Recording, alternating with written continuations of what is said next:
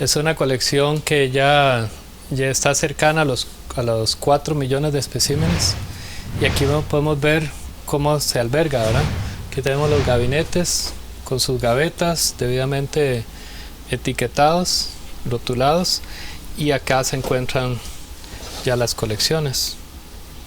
Entonces, la colección básicamente es una documentación, digamos, en este caso, de la biodiversidad de insectos que tiene el país, debidamente preparados, ¿verdad? Cada uno está montado, está seco, ya pasó por cuarentena, está debidamente etiquetado, y aquí los vamos acomodando de acuerdo a su clasificación.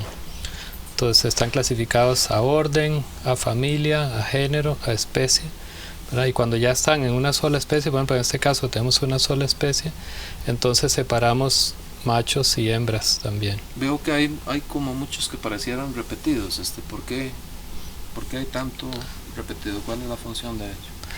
Sí, es importante conocer, digamos, cuál es la variación dentro de una misma especie, ¿verdad? Y también cuál es su distribución geográfica. Entonces aquí se puede ver, o sea, nos interesa saber cuál es la distribución geográfica, la distribución altitudinal y también a través del tiempo. Si están presentes solo en la época seca, solo en la época lluviosa, solo en un mes en particular, si tienen múltiples generaciones a través del año, y también poder ver si hay variación dentro de los individuos de diferentes partes. Entonces es importante tener incluso una pequeña serie de cada uno de los puntos donde yo encuentro la especie. Entonces eso hace que al final termine, digamos, con un número de especímenes, porque no me interesa simplemente decir esta especie ya la tengo en Costa Rica, no, quiero tener más información. ¿Cuál es el significado de esta etiqueta que tiene cada grupo de insectos? Sí, al final de cada grupo de insectos que está identificado va a aparecer una etiqueta con el nombre de la persona que le identificó, el responsable de la misma, y el nombre que le está asignando.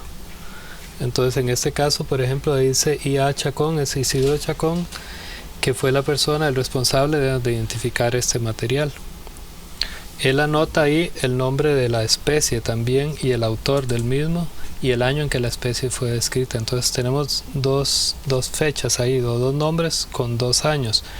Uno es del autor que describió esa especie por primera vez y el otro es el nombre del experto que identificó ese material, que es el responsable, digamos, de poner ese nombre en ese grupo de especímenes. Veo que aquí se controla mucho lo que es la temperatura y la humedad y que la colección se mantiene a oscuras cuando no hay nadie. ¿Por qué se mantienen esos requerimientos en la colección? ¿Cuál es la importancia? Eso es muy importante porque queremos que esta colección se mantenga tal cual en esas condiciones a través de los siglos, por mucho tiempo más. Entonces es importantísimo controlar la temperatura y la humedad, sobre todo la segunda, la humedad es importantísimo, mantenerla en un rango que anda entre 40 y 50% de humedad relativa para evitar que la colección sea atacada por plagas. Estamos hablando de hongos y estamos hablando de insectos y de ácaros, algunos grupos que se conoce, ¿verdad?, que son plagas y que podrían atacar la colección. Si la humedad está en ese margen entre 40 y 50%, es difícil para esos organismos sobrevivir acá. Entonces la humedad es el factor más importante. La luz incide directamente, ¿verdad?, sobre los pigmentos en los patrones de coloración de los especímenes. Entonces es muy importante mantener esa incidencia al mínimo. Entonces si la colección no se está usando, se mantiene apagada. Y aquí podemos ver, digamos, cuando la gaveta se guarda dentro del gabinete, la luz que incide es muy poca. Entonces de esa forma nos aseguramos que esa colección se vaya a mantener así por muchísimos años, por siglos, ¿verdad? La colección se fumiga preventivamente cada 6 meses. O sea, mínimo 2 veces al año se fumiga toda la colección, se cierra la sala y se pone un fumigante, una piretrina de origen natural. Eso preventivamente. Si se encuentra algún daño, entonces se ve puntualmente en el espécimen. Si está ahí, se corrige, ¿verdad?, y se pasa a cuarentena y vuelve a ingresar a la colección. Se revisa también arriba, abajo y a los lados, y si se encuentra que el daño es mayor, que se está extendiendo, entonces se fumiga. En cualquier momento del año que ocurra eso, se fumiga la colección completa. de nuevo, ¿verdad?, para asegurar su integridad a largo plazo.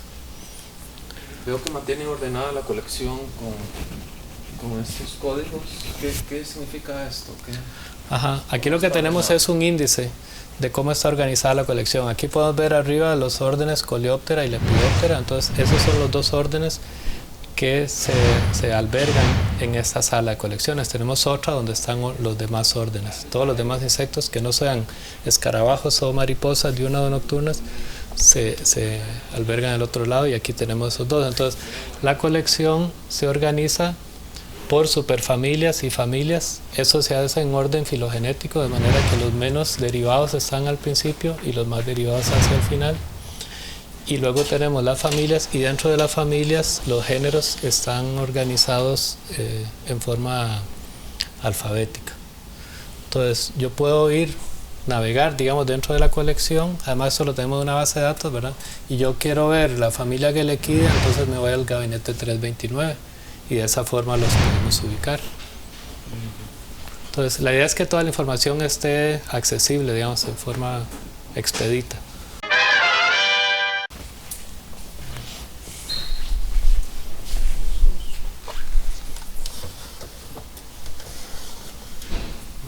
Estos insectos me recuerdan los jogotos, que son plaga en la agricultura. Me parece que esta colección no solo tiene importancia científica, sino que en este caso podrías dar aplicación, ¿no?, para el campo agrícola. ¿En qué sentido podría usarse la colección para apoyar a los agricultores? Sí, efectivamente esos insectos son relacionados a los jogotos del género Philophaga, que son los llamados jogotos o jogotos, cuyas larvas son plagas en muchos cultivos, ¿verdad?, porque se alimentan sobre todo en las raíces de esas plantas. Entonces en nuestro país tenemos alrededor de 80 especies diferentes de jogotos, y que tienen distribuciones particulares en el país. Entonces la colección es un punto de partida para saber cuáles especies ocurren dónde, y también para iniciar procesos de crianza y conocer cuál es la historia natural de cada especie en particular, lo cual podría tener implicaciones si se quiere tener un método, un programa de control de los mismos para que sea más efectivo, ¿verdad? Porque puede ser que cuando una especie en particular, si conocemos solo una, esta está, por ejemplo, en pupa en una época en particular, mientras que la otra puede estar en una fase de desarrollo. Entonces puede ser que uno aplique un método de control en un momento equivocado y pierda, digamos, todo el esfuerzo que se haga. Entonces, por supuesto, claro, la colección tiene muchos usos, que la parte taxonómica, la parte científica es como la base mínima que yo requiero para ir construyendo sobre ella, ¿verdad? Ajá.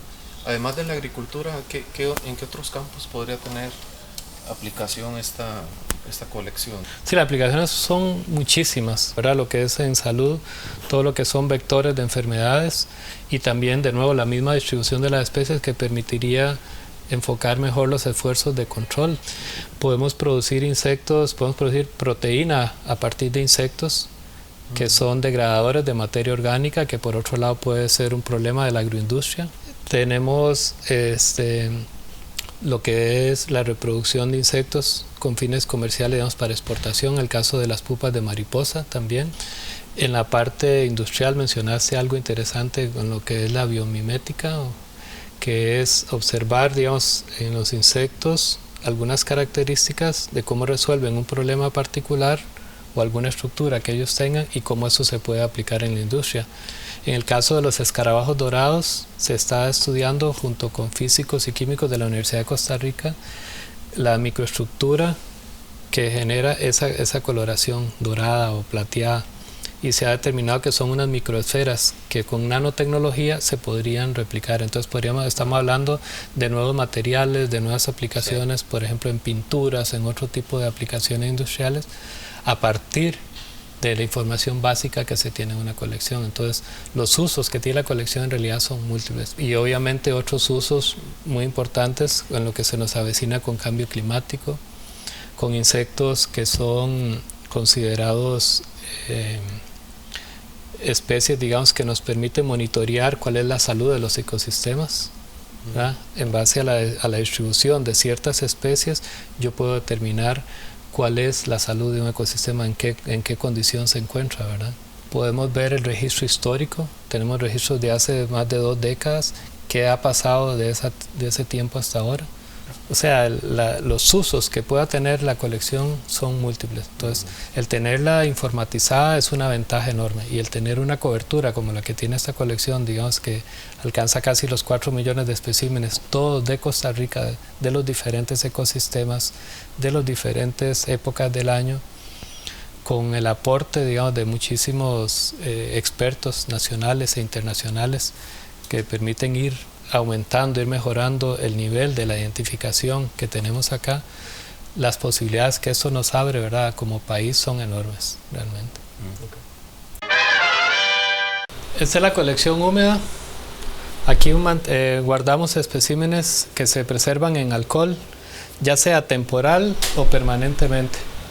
Entonces, hay muestras, digamos, por ejemplo, de diferentes tipos de trampas que se guardan acá. Entonces uno puede ver, por ejemplo, esto, digamos, viene de una trampa de Malays. Exacto, entonces digamos que eso está albergado acá temporalmente.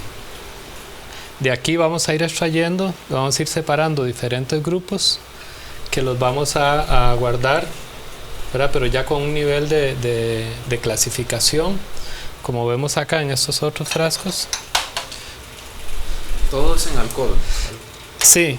Eso, se usa alcohol de 75%, ¿verdad?, para mantenerlos. Entonces aquí ya usted ve, ya aquí hay un nivel de separación. Eso de una de estas. Exactamente, de una de estas pasamos a una de estas. Ya aquí están separados a diferentes grupos. Aquí dice, digamos, en qué varios grupos de Diptera, de Nematócera, por ejemplo, aquí. Entonces dice que hay varias familias, porque a veces se separan más por el método que voy a utilizar luego, digamos, para montarlos. Entonces, por ejemplo, en nematóceros que son muy frágiles, donde están los mosquitos y insectos relacionados, se usa la misma metodología, digamos, para luego secarlos y preservarlos, porque muchos de esos luego van a pasar a ser montados individualmente en alfileres. Ajá. Y otros me imagino que quedarán siempre en alcohol. Exactamente, hay grupos, por ejemplo, insectos que son de cuerpo suave, como las termitas, por ejemplo. Ajá. Esos se mantienen en alcohol, se preservan en alcohol, digamos, permanentemente. Algunos de estos se sacan, se montan en alfiler, otros se hacen preparaciones en lámina fija, ¿verdad?, dependiendo del grupo. Y también hay otros grupos, por ejemplo, que tenemos acá, como los arácnidos, que esos de nuevo se mantienen en alcohol, esos no se pinchan, digamos, con un alfiler. Ajá. ¿Serían arañas? ¿Serían escorpiones? Escorpiones, que podemos ver acá. Garrapatas. También. Ajá, todo lo que son ácaros, garrapatas, escorpiones, diferentes tipos. Todos se mantienen siempre en alcohol.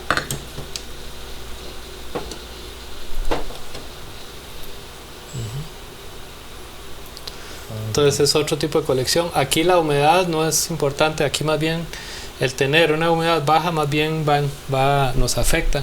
¿Por qué? Porque evapora el alcohol, ¿verdad? Entonces periódicamente hay que estarle reponiendo alcohol. Entonces por eso se usan este tipo de recipientes, ¿verdad? Tengo los viales con alcohol, y en estas jarras más grandes, donde me facilita reponer alcohol más fácil. En vez de tener que hacerlo individualmente en cada uno de ellos, yo abro esto y le agrego alcohol a la jarra completa, ¿verdad? Porque eso, si aquí se está evaporando, está extrayendo alcohol de la misma jarra, entonces es más fácil ponerla acá. Entonces aquí lo más importante es tener una temperatura de alrededor de 18 o 20 grados, más que la de sequedad, ¿verdad? La humedad aquí más bien es favorable, digamos, que la humedad sea alta para que no se evapore. Entonces digamos que es otra colección dentro de la colección total.